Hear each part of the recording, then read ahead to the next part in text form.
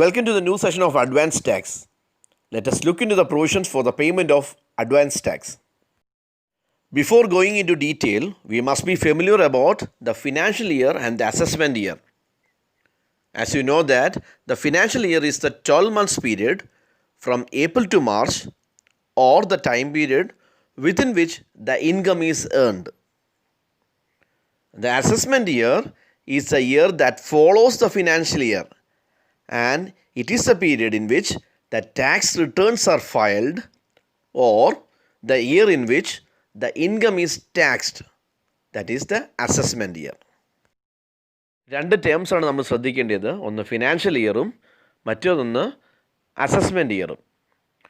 സാമ്പത്തിക വർഷം എന്ന് പറയുന്നതാണ് ഫിനാൻഷ്യൽ ഇയർ. അപ്പോൾ സാമ്പത്തിക വർഷം എന്ന് പറയുന്നത് ഏപ്രിൽ മുതൽ മാർച്ച് വരെയുള്ള 12 മാസ കാലയളവാണ്. അല്ലെങ്കിൽ വേറെ രീതിയിൽ പറഞ്ഞാൽ വരുമാനം നേടുന്ന വർഷമാണ് സാമ്പത്തിക വർഷം.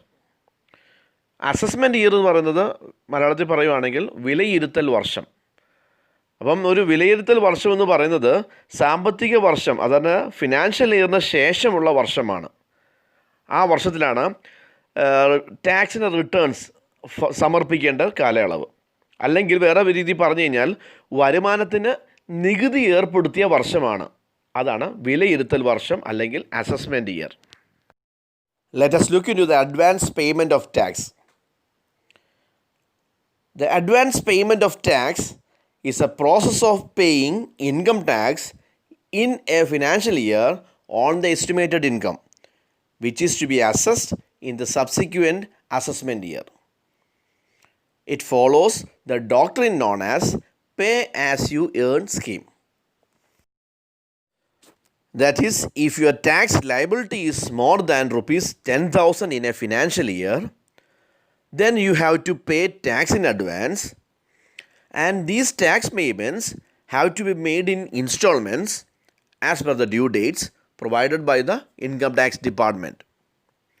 So, it should be paid in the year in which the income is received or earned. As per the provisions of the Section 207 of Income Tax Act 1961, every assessee shall estimate his income and tax liability for any previous year, and the income tax so estimated shall be paid in advance in accordance with the manner given under Section 211 of the Income Tax Act 1961.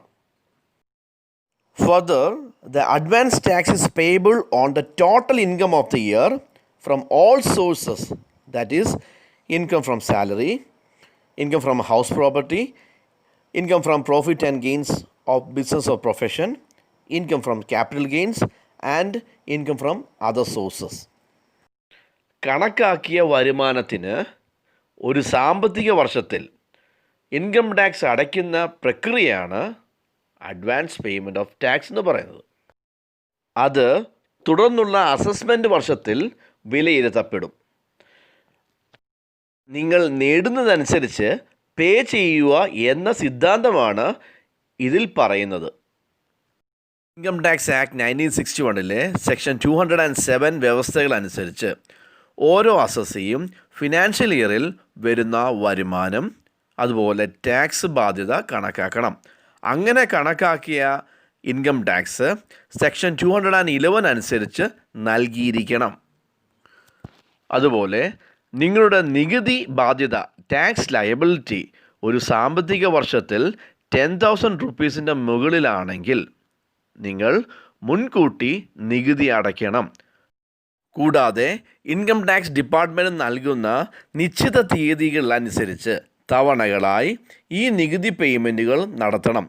വരുമാനം ലഭിച്ച വർഷത്തിൽ തന്നെ ഇത് നൽകിയിരിക്കണം. കൂടാതെ എല്ലാ source of ഇൻകത്തിൽ നിന്ന് കിട്ടുന്ന റവന്യൂവിന് അഡ്വാൻസ് പേയ്മെൻറ്റ് ഓഫ് ടാക്സ് നൽകണം. സോഴ്സസ് ഓഫ് റവന്യൂ പറയുന്നത് income from salary, income from house property, income from profit and gains of profession or business, income from capital gains, income from other sources. ഈ സോഴ്സസിൽ നിന്ന് കിട്ടുന്ന എല്ലാ വരുമാനത്തിനും advance tax അടയ്ക്കേണ്ടതാണ്. Next is a statutory provisions for the payment of advance tax in India. The following are the sections of Income Tax Act 1961 which deals with the provisions of advance tax. As per section 207, every assessee shall estimate its income and tax liability for any previous year, that is the financial year. Section 208, it deals with conditions of liability to pay advance tax. Section 209, it deals with the computation of advance tax. Section 210, it deals with the payment of advance tax by the assessee of his own accord or in pursuance of order of an assessing officer.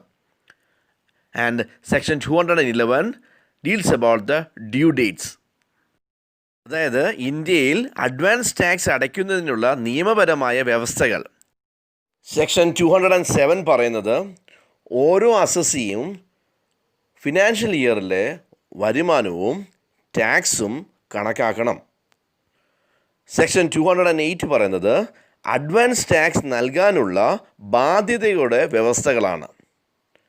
Section 209 പറയുന്നത് advance ടാക്സിൻ്റെ കമ്പ്യൂട്ടേഷനെ പറ്റിയാണ്. Section 210 പറയുന്നത് advance tax അടയ്ക്കുന്നത് സ്വന്തം ഇഷ്ടപ്രകാരം അല്ലെങ്കിൽ assessing ഓഫീസറുടെ ഉത്തരവ് അനുസരിച്ച്. സെക്ഷൻ 211 പറയുന്നത് ഡ്യൂ ഡേറ്റ്സിനെ പറ്റിയാണ്. Next is about the liability of a person to pay advance tax. Section 208, a person shall be liable to pay advance tax only if the tax liability exceeds rupees 10,000. That is, a person shall be exempt from payment of advance tax if the tax liability does not exceed rupees 10,000. The education cess and secondary higher education cess shall be also considered for the purpose of calculating the tax liability. A senior citizen who do not have any income under the head business or profession shall be exempt from the payment of advance tax. Advance tax നൽകേണ്ട വ്യക്തിയുടെ ബാധ്യത section 208 പറയുന്നത് tax liability 10,000 കഴിയുകയാണെങ്കിൽ മാത്രമേ ഒരു വ്യക്തിക്ക് advance tax നൽകാൻ ബാധ്യതയുള്ളൂ. അതായത് tax liability 10,000 കവിയുന്നില്ലെങ്കിൽ ഒരു വ്യക്തിയെ അഡ്വാൻസ് ടാക്സ് അടയ്ക്കുന്നതിൽ നിന്ന് ഒഴിവാക്കും. ടാക്സ് ലയബിലിറ്റി കണക്കാക്കുവാൻ എഡ്യൂക്കേഷൻ സെസ്സും സെക്കൻഡറി ഹയർ എഡ്യൂക്കേഷൻ സെസ്സും പരിഗണിക്കും. അതുപോലെ income under the head business or പ്രൊഫഷൻ്റെ കീഴിൽ വരുമാനമില്ലാത്ത ഒരു മുതിർന്ന പൗരന് അഡ്വാൻസ് ടാക്സ് പേയ്മെൻറ്റിൽ നിന്ന് ഒഴിവാക്കും. Next about the due dates of payment of advance tax. Section 211. The advance tax shall be paid by the individuals and the corporate taxpayers other than the taxpayers who opted for presumptive taxation scheme shall be paid on or before the following due dates. That is the due date on or before 15th of June, 15% of the tax payable.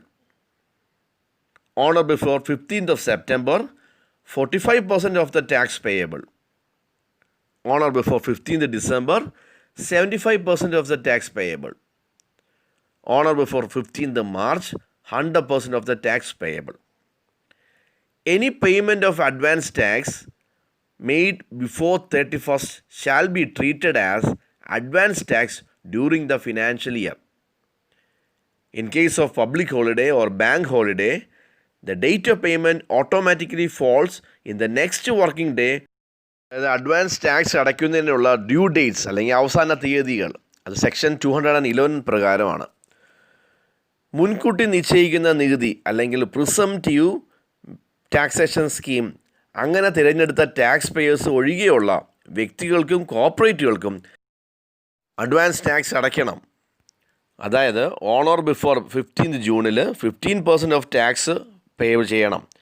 On or before 15th സെപ്റ്റംബറിന് 45% of tax pay ചെയ്യണം. On or before 15th ഡിസംബറിൽ 75% of tax pay ചെയ്യണം. On or before 15th മാർച്ചിൽ 100% of tax pay ചെയ്യണം. അതുപോലെ March 31 മുമ്പ് അടയ്ക്കേണ്ട advance tax അടയ്ക്കുകയാണെങ്കിൽ ആ ഫിനാൻഷ്യൽ ഇയറിൽ അഡ്വാൻസ് ടാക്സ് അടച്ചതായിട്ട് കണക്കാക്കും. പൊതു അവധി അല്ലെങ്കിൽ ബാങ്ക് അവധി ദിവസങ്ങളിൽ പേയ്മെൻറ്റ് തീയതി സ്വയമേ അടുത്ത പ്രവൃത്തി ദിവസമായി മാറും. Next is about the following cases where advance tax need not be deposited. First one, resident individuals who are over 60 years of age and do not have income chargeable under the head profit and gains of business or profession are not required to pay advance tax. Second one, tax deducted at source is to be reduced from the total tax liability of an assessee and then specified percentage be calculated of advance tax. The third one, assessees covered under presumptive taxation scheme can deposit his entire tax liability in one installment by 15th March. The fourth one, for individuals with salary as a sole source of income, advance tax would be taken care by the TDS deducted by the employer at the time of payment of salaries as reflected in the Form 16, and thus there would hardly be any advance tax payable. Advance tax deposit ചെയ്യേണ്ടാത്ത കാര്യങ്ങളാണ്. ഒന്ന്, 60 വയസ്സിന് മുകളിൽ പ്രായമുള്ളവരും profit and gains of business or profession എന്ന ഹെഡിൽ വരുമാനം ഈടാക്കാത്ത റെസിഡൻസും മുൻകൂർ നികുതി അല്ലെങ്കിൽ അഡ്വാൻസ് ടാക്സ് നൽകേണ്ടതില്ല. രണ്ടാമതായി, അസസ്സിയുടെ മൊത്തം ടാക്സ് ലയബിലിറ്റി കണക്കാക്കി അതിൽ നിന്ന് TDS കുറച്ചിട്ട് അഡ്വാൻസ് ടാക്സിൻ്റെ നിർദ്ദിഷ്ട ശതമാനം കണക്കാക്കുകയാണ് ചെയ്യേണ്ടത്. മൂന്നാമതായി, പ്രിസംപ്റ്റീവ് ടാക്സേഷൻ സ്കീമിൽ വരുന്ന ടാക്സ് പേയേഴ്സിന് മുഴുവൻ ടാക്സ് ലയബിലിറ്റിയും ഒറ്റ ഗഡുവായി മാർച്ച് 15-നകം നിക്ഷേപിക്കാം. നാലാമതായി, ഏക വരുമാന മാർഗമായി ശമ്പളമുള്ള വ്യക്തികൾക്ക് ഫോം 16-ൽ പ്രതിഫലിക്കുന്നത് പോലെ ശമ്പളം നൽകുമ്പോൾ തൊഴിലുടമ TDS കുറച്ചിട്ടുണ്ടെങ്കിൽ അത് അഡ്വാൻസ് ടാക്സിൻ്റെ ആവശ്യങ്ങൾ നിറവേറ്റും. അതിനാൽ അഡ്വാൻസ് ടാക്സ് നൽകേണ്ടതില്ല. Next is about the benefits of presumptive taxation scheme under the income tax act section 44AD. In order to reduce the tax burden and to provide a relief from the tedious work to small tax assessees, the Government of India has incorporated a scheme of presumptive taxation. The businesses adopting the presumptive taxation scheme are not required to maintain regular books of account. They can declare the income at a prescribed rate. The presumptive taxation scheme is framed under two sections, Section 44AD and Section 44AE of the Income Tax Act 1961. Person adopting presumptive taxation scheme are exempt from getting their books of account audited. അതായത് നികുതി ഭാരം കുറയ്ക്കുന്നതിനും മടുപ്പിക്കുന്ന ജോലിയിൽ നിന്ന് ചെറിയ നികുതി അടയ്ക്കുന്നവർക്ക് ഒരു ആശ്വാസം നൽകുന്നതിനുമായി പ്രിസംപ്റ്റീവ് ടാക്സേഷൻ പദ്ധതി ഇന്ത്യൻ സർക്കാർ ഉൾപ്പെടുത്തിയിട്ടുണ്ട്. പ്രിസംപ്റ്റീവ് ടാക്സേഷൻ പദ്ധതിയിൽ ബിസിനസ്സുകൾക്ക് ബുക്സ് ഓഫ് അക്കൗണ്ട് മെയിൻറ്റെയിൻ ചെയ്യേണ്ട, അവർക്ക് നിശ്ചിത നിരക്കിൽ വരുമാനം പ്രഖ്യാപിക്കാൻ കഴിയും. അതുപോലെ പ്രിസംപ്റ്റീവ് ടാക്സേഷൻ സ്കീമിൽ ഉള്ള വ്യക്തികൾക്ക് അവരുടെ ബുക്സ് ഓഫ് അക്കൗണ്ട് ഓഡിറ്റ് ചെയ്യുന്നതിൽ നിന്ന് ഒഴിവാക്കിയിട്ടുമുണ്ട്. Next is about the penal provisions attracted if the advance tax is not paid less or is not paid within the prescribed time. Interest under Section 234A, that is default in furnishing the return of income.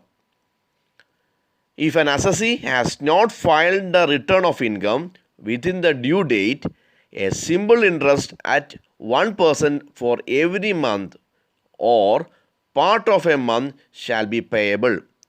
It is calculated from the due date to the date of furnishing the return.